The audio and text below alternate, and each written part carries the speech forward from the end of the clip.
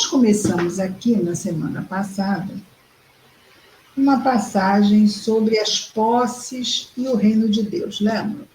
Não passam no camelo, no buraco da agulha, vimos isto. Nós paramos aqui no versículo 26, porque Jesus estava falando do desafio da riqueza, e seja a riqueza, que riqueza for, de que recurso for. E aí os discípulos ficaram muito espantados, porque afinal ser rico ainda é assim, não é? Ser rico muitas vezes é visto como uau, é maravilhoso. Por quê? Porque nos favorece acesso a muitos bens materiais. Isto tem seu lado bom? Tem, principalmente nós que ainda somos materialmente apegados, não é? Mas é um desafio, porque é aquela porta larga.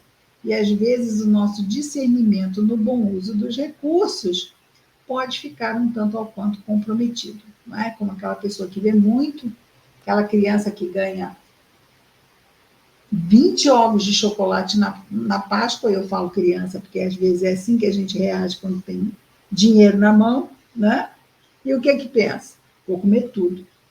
Mesmo que não pense, começa a abrir os ovos, adora chocolate, come um, come dois, come três. E naquele momento de prazer, não se pensa em problemas. Não é? Naquele momento é o quê? É puro prazer, chocolate, chocolate, chocolate do tipo A, do tipo B, do tipo C, oba, oba, vou provar aquele. Ah, esse aqui eu não tinha conhecido, não tinha visto ainda, vou provar também.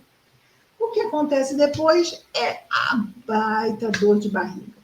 Então, quando também extrapolamos no uso sensato dos recursos que recebemos, temos dores de barriga morais. Tipo, ai, mas o que eu fiz? Ai, me comprometi por causa disso ou daquilo. Aí são experiências valiosas, porque é mesmo na experiência que nós vamos amadurecendo mesmo o entendimento das coisas, porque a gente passa a sentir, sai daqui da abstração, vem para o concreto e a gente sente, né? Não no sentido sensorial, mas no sentido mesmo da experiência. Vai envolver os sentidos físicos, mas não só. Né? Então, os discípulos ainda estavam espantados. Versículo 26 do capítulo 10 do evangelista Marcos. Eles estavam ainda mais espantados, dizendo entre si: e quem poderá ser salvo? Está difícil essa coisa de ser salvo, né? Ah, difícil, Senhor. Será que a gente consegue? Essa coisa de ser salvo é um desafio enorme. Fitando-os de Jesus. Olha o que Jesus nos diz. Para os homens, eles vão perguntar: e quem poderá ser salvo? Quem é que vai poder se salvar diante desse mar de desafios? Jesus diz: para os homens é impossível. Para os homens é impossível ser salvo. Mas não para Deus, pois para Deus tudo é possível. Ora, ora, ora. Mas a prova não é de Deus. A prova é de seres humanos, concordam? Mas vamos lembrar do ditadinho que diz que o pouco com Deus é muito, o muito sem Deus não é? É nada. O muito sem Deus é nada. Deus pode tudo quando nós estamos sintonizados com Deus. É aí que ele pode. Ele pode em nós. Não é que ele pode a nossa revelia. O que ele faz, porque é dele, nas suas leis perfeitas, é nos conceder oportunidades. No caso, nós temos a reencarnação. Então, ele nos mergulha na experiência. Vai lá, vai de novo, faz de novo. Vai lá, de novo. Quem nos oferece isto é Deus, porque se nós tivéssemos uma só, a gente conseguia? A gente conseguia chegar assim, o céu eterno, porque existem religiões que pensam isso, né? Que nós só temos uma experiência, e nessa experiência, ou é céu, ou é inferno, e para todo sempre. Mas a gente vai entender que nessas doutrinas, pessoas atingem o céu porque nós sabemos, porque já tiveram muitas experiências onde erraram, e agora estão aproveitando melhor as suas encarnações. E aí conseguem sair sem tantos equívocos. Aqueles que são condenados ao inferno eterno ainda não despertaram para certas coisas. Então, estão vendo uma experiência e achando que aquela experiência a pessoa nasceu assim, com uma inclinação à virtude. Já aquela nasceu assim, com uma inclinação para o vício. Aí já questionamos quem? Quem? Deus, né? Como é que ele permite que nasçam pessoas inclinadas umas para o vício e outra para a virtude? Não me parece muito justo, não é? Já praticamente existe o quê? Uma tendenciosidade. Uma tendenciosidade. Ou será que é uma, vamos dizer assim, uma sorte, né? Então, esse daqui, deixa eu sortear. Thelma. E Thelma vai nascer com tendências à virtude. E a Cristina? E a Cristina, essa daí, dificilmente chega que seja no limbo, essa daí já tem tendência a ir para vício, dificilmente escapa do inferno eterno. Isso aí não dá, não pode ser na questão da sorte. Então, Deus realmente fica entendido, fácil de entender para os materialistas, porque que Deus não faria sentido algum. Não é? Porque fica um nonsense total. A Rita está nos dizendo aqui, tudo posso naquele que me fortalece. Exatamente. É necessária a conexão com Deus e o trabalho no bem. Exatamente. Senão, não tem milagre, não é? As coisas que acontecem positivas são resultado de trabalho, de esforço, de, como diz Jesus, vigilância e oração. Continuemos. Então, para o homem é impossível, mas não para Deus, pois para Deus tudo é possível. Pedro começou a dizer-lhe, Pedro é único. Pedro, se não existisse, tinha que ser inventado. Diz Pedro o seguinte, eis que nós deixamos tudo e te seguimos. Não sei quanto a vocês, mas eu acho que rolou meio uma cobrançazinha, não é? Nós deixamos tudo e te seguimos. E nós também não vamos ter a salvação? Não é? Disse Jesus, em verdade vos digo que não há ninguém que tenha deixado casa, irmãos, irmãs, mãe ou pai, ou filhos, ou campos, por minha causa, ou por causa do Evangelho, que não receba agora, neste tempo, o cêntuplo. Mas não acaba aqui. O cêntuplo, e ele continua. Casas e irmãos, irmãs e mães, filhos e campos, com perseguições. É isso que nos espera agora, ok? Quem deixa agora, por causa de Jesus, por causa do Evangelho, casa, irmãos, irmãs, veja, não é deixar abandonar, é nós sabermos o local, vamos dizer assim, o lugar de cada coisa na nossa vida. Nossos filhos, por exemplo, nossos filhos são nossos irmãos, filhos do mesmo Pai Celestial, que nos são nos são delegados a tutoria por nosso pai para que cuidemos deles, aproveitando principalmente a fase infantil para passar a eles valores positivos, a fim de que, quando crescerem, possam utilizar esses valores em boas escolhas, no bom uso do livre-arbítrio desses nossos irmãos que chamamos de filhos. Eles crescem e passam a ter o direito de fazer as suas escolhas. Cada vez mais crescendo, o sentimento é de muito amor, mas não são mais os pequeninos para os quais necessitamos realizar escolhas por eles, porque quando pequeninos não têm condições de fazer escolhas por si mesmos. Então, cabe a nós, como tutores, pais e mães, desses nossos irmãos que Deus nos delega com este papel, esta missão de maternidade e paternidade.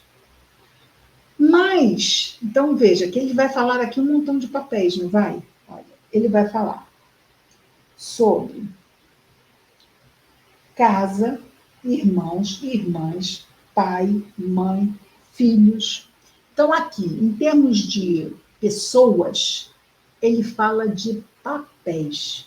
Mas tanto pais, irmãos, filhos, todos esses são nossos irmãos, assim como aqueles que não têm vínculo de sangue conosco, também são nossos irmãos. E judeus e palestinos, queiram ou não queiram, também são irmãos, filhos do mesmo pai. E nós, espíritas, sabemos que eles podem vir numa encarnação como judeus, em outra encarnação como palestinos, para aprender que eles, essência, estão acima desses papéis. Né? Espírito não tem raça, espírito não tem cor, não tem posição social. Espírito é todos nós. Somos criaturas do Criador. Ok? Criaturas do Criador. Sendo assim, somos perfectíveis, criados simples e ignorantes, e, vamos dizer assim, sujeitos à lei do Criador. Vamos tirar os papéis que nos levam aos vínculos afetivos. Ok? Então, Deus é o Criador, nós somos suas criaturas. Simples assim. Ele vai nos colocar em muitas posições no decorrer dos séculos e milênios para aprendermos a desenvolver essa essência, para fazermos brilhar a nossa luz, para efetivamente colocarmos e nos sentirmos afinizados com as leis de Deus que estão em nós. Então, vejamos só que nós colocamos muitas vezes esses papéis acima de qualquer coisa. Mas é preciso que haja o quê? Bom senso, no sentido do que nós sabemos. Vamos ajudar, mas não vamos tolir, não vamos atrapalhar, por exemplo. Então, vejamos lá. Pedro: nós, Senhor, deixamos tudo e te seguimos. E nós? Deixaram tudo, não é? Deixaram tudo, estão seguindo. E estão pensando que vão receber o quê? Tickets para um resort, 30 dias, à beira do lago, não é? Tomando suco de abacaxi com menta. Não, deixaram tudo, vão receber o cêntuplo, em perseguições. Em perseguições. Mas ele vai dizer: e a vida eterna na era vindoura. Quando Jesus fala no capítulo 5 do evangelista Mateus sobre as bem-aventuranças, é isto. O que nós vamos receber. Não vamos receber agora. Nós estamos encarnados no mundo de provas ou expiações. Ou seja, ou é prova ou expiação. É um mundo de provas e expiações. Nossas vivências serão provas ou expiações. Então, aqui, ainda a escolha no bem vai ser não apenas criticada, vai ser muitas vezes perseguida. E vão tentar nos demover da nossa decisão de melhorar, de progredir moralmente. Vão tentar dizer que isso não vale nada, você está defasado, e você está nisso, e aquilo outro. Pois é, mas aí é isto. Estamos seguindo Jesus e queremos perseguição zero. Os espíritos perturbados, que é o que não falta neste momento no mundo, vão dizer assim, aquela ali está tentando ficar em paz. Vamos deixar ela em paz? Não, aquela ali está tentando ficar em paz. É aquela ali. Essa semana ela é nossa. Aí vem um grupo, né? Olha a importância do evangelho no lar. Porque pelo menos dentro de casa eles não vão entrar. Passamos a tranca vibratória, não entram. Certo? Mas temos que ter cuidado nos ambientes que vamos frequentar, nas companhias que escolhemos, nas conversas, nos canais que assistimos ou programas que assistimos, porque ali todas essas podem se transformar em portas para a perturbação.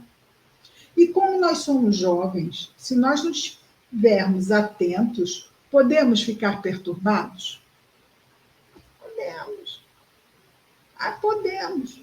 E a gente ainda gosta, né? Ainda fala assim, gente, você vê o que está acontecendo? Eu estou tão assustada. Aí a outra pessoa diz, eu também. Ninguém fala em pressa, eu só vejo pessoas dizendo que estão assustadas. O WhatsApp é assim. Eu estou tão assustada. Eu estou tão isso. Não vejo uma pessoa falar, gente, pelo amor de Deus, vamos fazer uma precezinha aqui agora? Vamos fazer um Google Meeting para fazer prece. Não é o Google Meeting para começar assim, estou tanto medo disso. Tem não sei o quê, tem... Vamos reunir para fazer prece, mas no início da reunião da prece tem todo esse converser de pânico. Vamos ficar atento e não abrir para isso. Vamos fazer um meeting para fazer prece, alguém lê uma mensagem, outro faz prece, pela situação A, pela situação B, entregamos e dizemos boa noite. Porque tudo bem. Seguir Jesus é fácil? Não. Teremos, sim. Receberemos, porque é lei de causa e efeito. Vamos receber? Vamos receber. Bem-aventuranças? Bem-aventuranças. Mas ele repete aqui. Era vindoura, receberemos a vida eterna. A vida eterna é exatamente essa plenitude das bem-aventuranças. Essa é a vida eterna. Não é vida imortal. Ok? Vida eterna não é vida imortal. A imortalidade é vivermos até para todo sempre, sem até, viveremos para todo sempre. Mas a vida eterna é este estado de plenitude. É encontrarmos esse reino de Deus em nós e passarmos a habitar nele. Versículo 31. Muitos primeiros serão últimos e os últimos primeiros. Vamos voltar lá nas riquezas.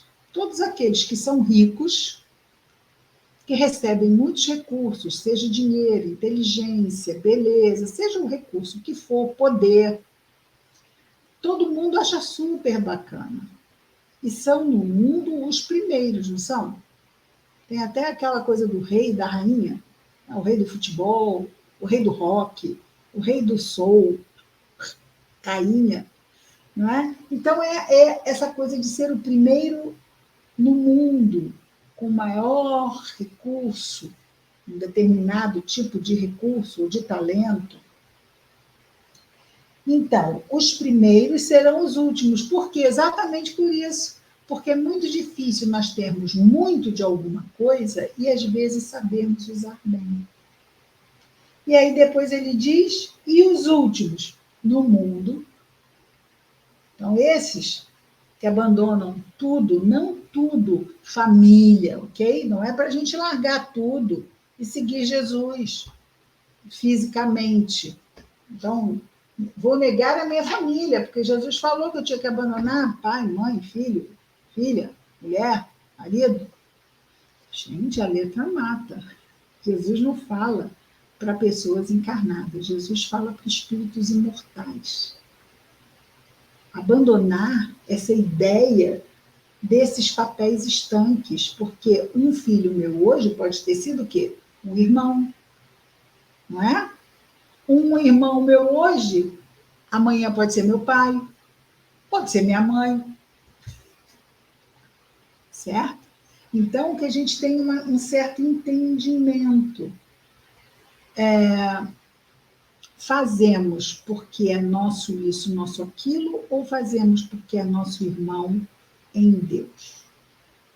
Os bons espíritos nos ajudam a todos, não porque fomos pai, mãe, irmão, não, mas porque somos irmãos. Jesus veio até nós, veio trazer o Evangelho, veio se expor a uma experiência que para nós é muito dramática, não é o que ele passou. E fez isso por quê? Porque tem alguma relação de sangue lá conosco? Fomos um dos irmãos de Jesus naquele momento? Claro que não. Certo? Até porque ele não tinha vindo antes, não podia ter uma relação anterior. Então, quer dizer, nem funcionaria isso que eu acabei de falar, é totalmente absurdo. Então, ele veio porque nós somos seus irmãos, pequeninos, que ele quer ajudar que nós cresçamos. Então, ele veio como um irmão mais velho, que cuida dos pequeninos, em missão, vamos dizer assim, para nós, sacrificial. Para Jesus foi um sacrifício. O que na vivência de Jesus foi sacrifício? Ser crucificado? Nós nos identificamos com a matéria. Um espírito puro não se identifica com a matéria. Jesus parava a tempestade. Jesus multiplicava pães e peixes para 5.000. Sentia dor? A matéria do próprio corpo ele não conseguia administrar? Não é? Mas era importante que nós víssemos a degradação provocada por uma tortura, porque aquilo foi real. Não foi ele que fez nele, né? Foram pessoas que fizeram nele, tentando destruí-lo e destruindo-o, destruir a sua mensagem. Um enorme equívoco. Porque quando isso acontece, a tendência da mensagem, até porque nós nos impressionamos com a dramaticidade, fortalecemos a mensagem. A mensagem passa a ser, não é? Uma pessoa quando é perseguida, quando se torna mártir, ela não tende a crescer aos nossos olhos? Foi um mártir. Nós admiramos pessoas que se expõem a grandes dores, isto nos chama a atenção, passamos a respeitar de forma especial, porque é claro que temos medo de dor. Alguém que se expõe heroicamente, corajosamente, cheio de fé, inspira-nos o melhor. Então, aqueles que tentam matar o mensageiro, achando que assim matarão a mensagem, a única coisa que estão fazendo, matando o mensageiro, é exaltar a mensagem. Né? Vimos isso acontecer no Auto de Fé de Barcelona. Agora fez 5 de outubro, né? Foi num dia 5 de outubro que em Barcelona, Kardec mandou um montante de livros, do Livro dos Espíritos, e o bispo de Barcelona mandou queimar, fez um auto de fé, queimou todos os exemplares de O Livro dos Espíritos. Olha, se tivesse sido contratado o bispo de Barcelona para fazer marketing para a doutrina espírita, não tinha dado tão certo. Todo mundo queria conhecer a obra que foi queimada. Então, o bispo de Barcelona, ele promoveu o Livro dos Espíritos. E mais tantos outros mil exemplares tiveram que ser, então, enviados de novo a Barcelona, e eis que o nosso tempo acabou, certo?